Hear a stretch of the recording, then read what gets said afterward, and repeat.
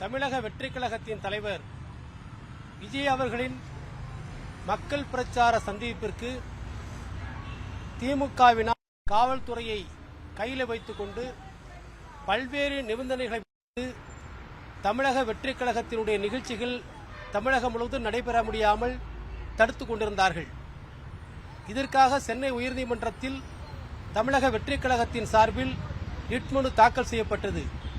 பின்னால் உச்சநீதிமன்றம் இந்த வழக்கினை பொதுநல வழக்காக எடுத்து விசாரித்து அரசியல் கூட்டங்களுக்கு, அரசியல் பரப்புரைகளுக்கு தமிழக அரசு சில வழிமுறைகளை உருவாக்க வேண்டும் என்று அறிவுறுத்தியதன் அடிப்படையில் தலைமை நீதியரசர் தமிழக அரசிற்கு தமிழக அரசிற்கு உத்தரவிட்டிருந்தார். அந்த உத்தரவின் அடிப்படையில் தமிழக அரசு சில வரைவு அறிக்கையை தாக்கல் செய்தது. அதில் சில நிறைவேற்ற முடியாத நிபந்தனைகளை எல்லாம் அவர்கள் விதித்திருந்தார்கள். இதற்காக திராவிட முன்னேற்ற கழகத்தின் சார்பில் மட்டுமே நிகழ்ச்சிகளை நடத்துவதற்கும் மற்ற அரசியல் கட்சிகள் நிகழ்ச்சிகளை நடத்த முடியாத அளவிற்கு பல்வேறு கடுமையான நிபந்தனைகளை விதித்திருந்தார்கள். இதை அனைத்து அரசியல் கட்சிகளும் எதிர்த்து தங்களுடைய ஆட்சேபனைகளை உயர்நீதிமன்றத்தில் எழுத்துப்பூர்வமாக தெரிவித்திருந்தோம். அதனுடைய அடிப்படையில் பல்வேறு அரசியல் கட்சிகள், குறிப்பாக தமிழக வெற்றி கழகம் பல்வேறு அந்த ஆட்சேபனைகளை தெரிவித்திருந்த சூழ்நிலையில் இவற்றையெல்லாம் பார்த்த நீதியரசர் அவர்கள் இப்படிப்பட்ட நிபந்தனைகளை விதிப்பது ஒரு மாணவன் தேர்வுக்கு பரீட்சை எழுதி பாஸ் செய்ய வேண்டிய ஒரு சூழ்நிலையை அரசியல் கட்சிகளுக்கு உருவாக்காதீர்கள் என்று சொன்னார்கள். அதன் அடிப்படையில் இன்றைக்கு தீர்ப்பு வந்திருக்கிறது. இந்த தீர்ப்பில் தமிழக அரசு 5/1/2026க்குள் இந்த டிராப்டை நோட்டிஃபை அரசிதழிலே வெளியிட வேண்டும்.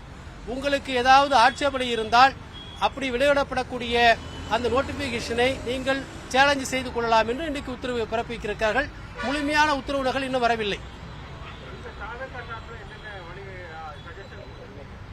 நிறைய சஜஷன்ஸ் கொடுத்திருந்தோம். இதுல என்னன்னு சொன்னா, இந்த கூட்டம் ஒரு அரசியல் பரப்புரை என்பது அதற்கு பாதுகாப்பு அளிக்க வேண்டியது தமிழக அரசு, காவல்துறை.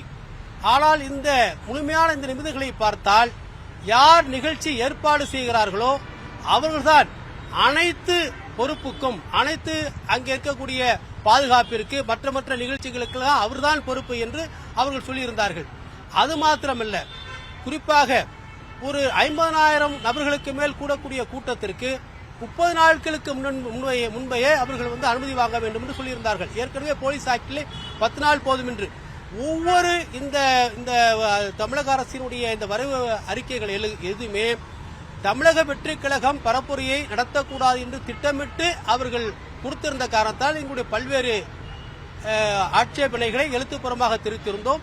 அதை எங்களுடைய இந்த தீர்ப்பிலே அந்த நகல் வந்த பிறகு எந்தெந்த எங்களுடைய ஆட்சேபனைகளை அதில் குறிப்பிட்டிருக்கிறார்கள் என்று தெரிந்து கொண்ட பிறகு நான் உங்களை சந்திக்கிறோம்.